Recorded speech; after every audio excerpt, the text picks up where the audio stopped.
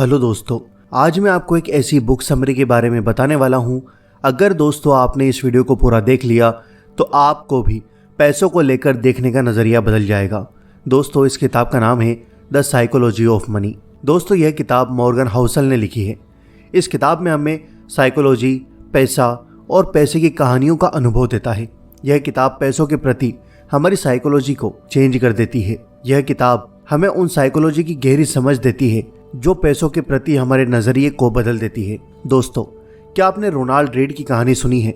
साल 2014 में एक चौकीदार ने अपनी मौत के बाद पूरी दुनिया को हैरान कर दिया था। जिस आदमी को लोग मामूली समझते थे उसने उसके पीछे $8 मिलियन की दौलत छोड़ी थी।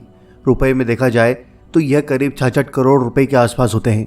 शायद आपको मालूम नहीं होगा, लेकिन इतने सारे पैसे न तो इसने किसी लॉटरी में जीते थे, ना ही उन्हें यह दौलत उसकी विरासत में मिली थी।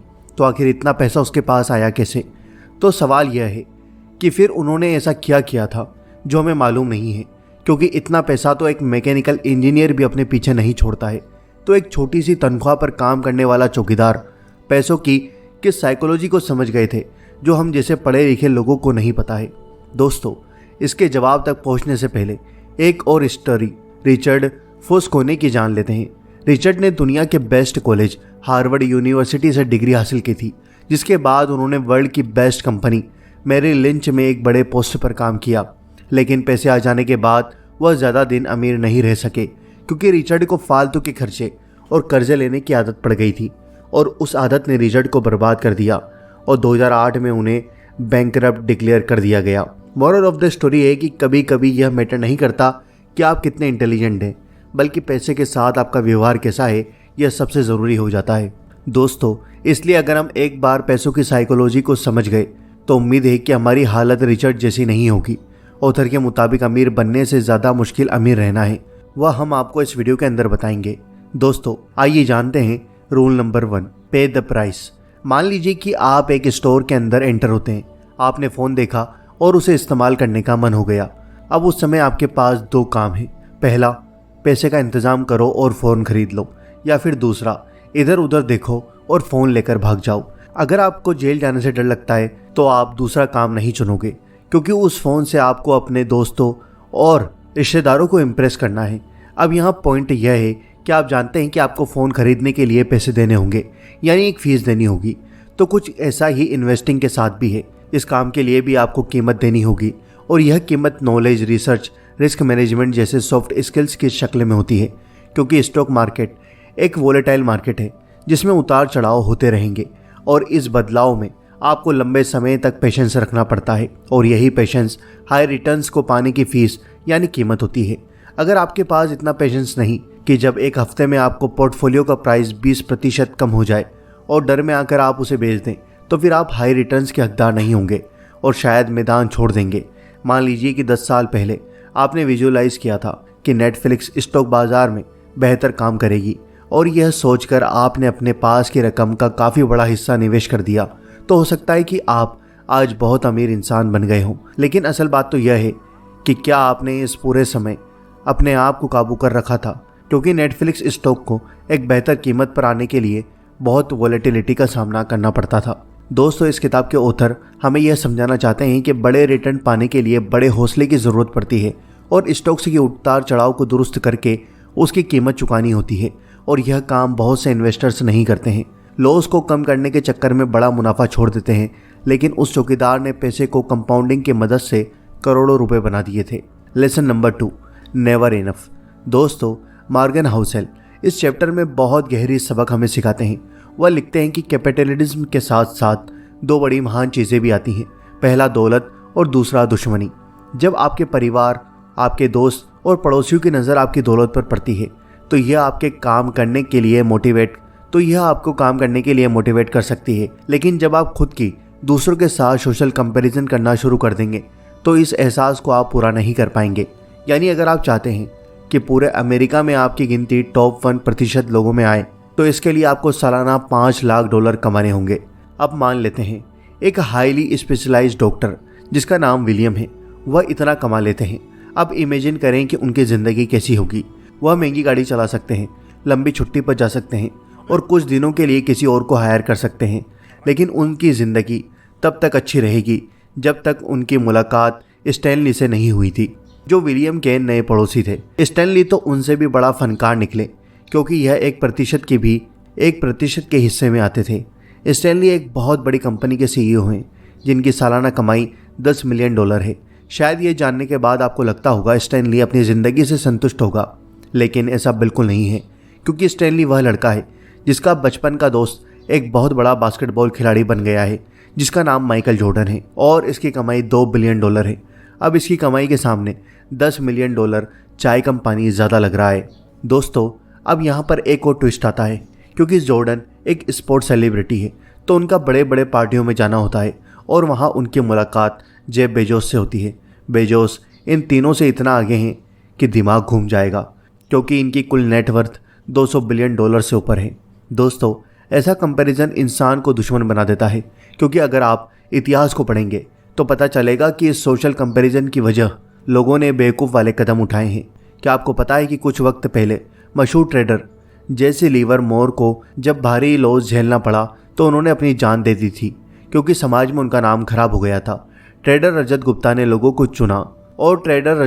लोगों को चूना लगाना शुरू किया और उन्हें जेल हो गई। इसलिए इस बात को पहले से समझ लेना बेहद ज़रूरी है कि जितना मिलता है उतने को एक्सेप्ट करें और मेंटली स्ट्रांग बनकर इन्वेस्टिंग के मैदान में उतरें। Lesson number 3, crazy is in the eye of the beholder. दोस्तों, ऑथर मॉर्गन हाउल बताते हैं कि एक सर्वे में पता चला है कि अमेरिका का वह परिवार जिसकी कमाई कम है, वह साल का $400 लॉटरी टिकट खरीदने में खर्च कर देते हैं। इस कारण उनकी हालत ऐसी हो गई है कि इमरजेंसी के लिए उनके पास $400 भी नहीं होते हैं। यह सब जानने के बाद आपको ऐसा महसूस हो सकता है कि अमेरिका में कैसे पागल लोग रहते हैं जो इमरजेंसी फंड को लॉटरी पर खर्च कर देते हैं। मॉर्गन लिखते हैं कि हम उन्हें जज नहीं कर सकते हैं। ऐसा हो सकता है कि कुछ लोगों को इसकी आदत हो गई हो, लेकिन कुछ मजबूरी में करते होंगे। एक बार हमें उन्हें उनकी पर्सपेक्टिव से देखना चाहिए। उनकी ज़िंदगी की शुरुआत एक छोटे से कमरे से हुई है। पैसे नहीं थे तो अच्छी एजुकेशन नहीं मिल पाई, एजुकेशन अच्छी नहीं थी तो अच्छी नौकरी या कारोबार नसीब नहीं हुआ, और अब जो वह काम करते हैं उनका कोई फिक्स टाइम नहीं होता है। इसलिए उनके पर्सपेक्टिव से लॉटरी में पैसा लगाना एक उम्मीद है। उन्हें लगता है कि एक दिन इसी से हमारी ज़िंदगी बदल जाएगी। लेकिन यहाँ पर आपका सवाल हो सकता है कि इस एग्जाम्पल से इन्वेस्टिंग में क्या फ़ायदा होगा। ऑथर कहते हैं कि आपको इस बात को एक्सेप्ट करना होगा कि हर इन्वेस्टर की कंडीशन, सिचुएशन एंड लाइफ अलग अलग होती है। इसलिए उनके स्टॉक पोर्टफोलियो को डायरेक्ट कॉपी करना आपके लिए फ़ायदा कम नुकसान ज़्यादा दे सकता है। और वह कैसा होगा, आइए मैं आपको समझाता हूँ। मान लीजिए कि एक ट्रेन पर आप और वॉरेन बफेट एक साथ सफ़र कर रहे हैं। उस ट्रेन में आप दोनों के लेटेस्ट फ़ोन चोरी हो जाता है, तो सबसे ज़्यादा दुख किसे होगा? वॉरेन बफे के लिए फ़ोन की कीमत उनकी 1 मिनट की कमाई के पैसे के बराबर होगी, लेकिन आप उसे खरीदने का बचपन से सपना देखते आ रहे थे। या यह भी हो सकता है कि आप उसकी EMI भर रहे थे। ठीक इसी तरह स्टॉक पोर्टफोलियो में एक बिलियनियर का करोड़ों का नुकसान हो जाए तो भी उनको कुछ खास फर्क नहीं पड़ेगा, जबकि उसी जगह आपके लिए यह बहुत बड़ी बर्बादी हो सकती है। असल बात तो यह है कि डायरेक्ट किसी का पोर्टफोलियो कॉपी करना गलत फैसला है, बल्कि आप रिलेट कर सकते हैं। दोस्तों, लेसन नंबर 4, पीकेबू। मेरा आपसे एक सवाल है, आपको क्या लगता है इंसानों को डिप्रेशन की तरफ ले जाने वाली सबसे बड़ी इवेंट क्या थी? वर्ल्ड वॉर 2, फाइनेंशियल क्राइसिस और कोविड-19? शायद आपके पास इसका ठीक से जवाब ना हो, लेकिन हम इतना बोल सकते हैं कि इन इवेंट्स का सबके ज़िंदगी पर गहरा असर पड़ा था। नासिम टैलब ने ऐसे इवेंट को अपनी किताब ब्लैक स्वैन इवेंट में एक्सप्लेन किया है, क्योंकि एक इन्वेस्टर के लिए ब्लैक स्वैन इवेंट को समझना बेहद ज़रूरी होता है। मॉर्गन लिखते हैं कि इमेजिन करें कि आपने मॉर्गन बताते हैं कि इमेजिन करें कि आपने स्टॉक मार्केट में बड़ी इन्वेस्टमेंट कर दी है और आज का 1987 का ब्लैक मंडे है, तो आप भारी गिरावट में कैसे रिएक्ट करेंगे? जब मार्केट 24 घंटे में अपने चौथाई का एक हिस्सा यानी 22.6% नीचे गिर गया है, क्या आप उनमें से होंगे जो बेच दो चिल्लाएगा, या फिर आप रिलैक्स कर रहे होंगे? दोस्तों, मोरल ऑफ द एग्जाम्पल है कि इन्वेस्टिंग के सफ़र में कुछ ऐसे इवेंट और वक्त आएंगे जिनकी किसी ने उम्मीद ना की होगी, लेकिन क्या आप इस इवेंट में साहस के साथ खड़े रहने की ताकत रखते हैं? क्या आप इतने मेंटली और फाइनेंशियली मजबूत हैं कि नुकसान झेल सकते हैं, या आप मोतियों की तरह बिखर जाएंगे? Lesson number 5, the seduction of pessimism. मान लें कि 3 दोस्त एक साथ रहते हैं, यानी इनका नाम रोहित, श्याम और फ्रैंकलिन।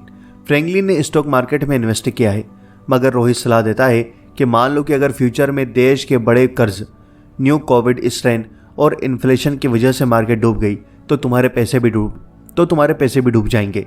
ये सुनने के बाद शायद कुछ लोग इनकी बात मान लेंगे, जिनकी पॉसिबिलिटी 5% हो सकती है, क्योंकि नेगेटिव पॉइंट इंसानों को जल्दी अट्रैक्ट करता है। लेकिन वही श्याम कहता है कि फ्यूचर में तुम्हारे स्टॉक्स बेहतर रिटर्न्स देंगे, क्योंकि रिपोर्ट बताती है क्योंकि लोगों की लाइफ एक्सपेक्टेंसी बढ़ेगी। दोस्तों, रिन्यूएबल एनर्जी भी सस्ते में मिलेगी और लोग टूल्स टेक्नोलॉजी का भरपूर इस्तेमाल करेंगे और देश में एक्सपोर्टर्स बढ़ेगा। तो अगर तुमने अच्छे से रिसर्च करके पैसा लगाया तो रिटर्न्स बेहतर होंगे। हाँ, बस इसके लिए लंबे समय के लिए इंतज़ार करना पड़ता है। इसलिए लोग नेगेटिव पॉइंट पर जोर देते हैं कि उनके अंदर सब्र नहीं होता है। मगर इन मार्केट में जल्दबाजी का कोई काम नहीं है कि किसी तरह पैसा कमा भी लिए तो उसके रेस्पेक्ट नहीं करोगे। इन्वेस्टिंग की सलाह आप किन लोगों से ले रहे हैं, इस बात को समझना बेहद ज़रूरी है। दोस्तों, मुझे उम्मीद है कि आपको द साइकोलॉजी ऑफ मनी इस बुक की समरी पसंद आई होगी। दोस्तों, अगर आपको कुछ पूछना है तो आप हमसे कमेंट करके पूछ सकते हैं, हम आपके कमेंट का रिप्लाई ज़रूर करेंगे। इस वीडियो को लाइक करो, शेयर करो और चैनल पर नए हो तो सब्सक्राइब करके बेल आइकन ज़रूर दबा दो। मिलते हैं आपसे नेक्स्ट वीडियो के अंदर। Thanks for watching.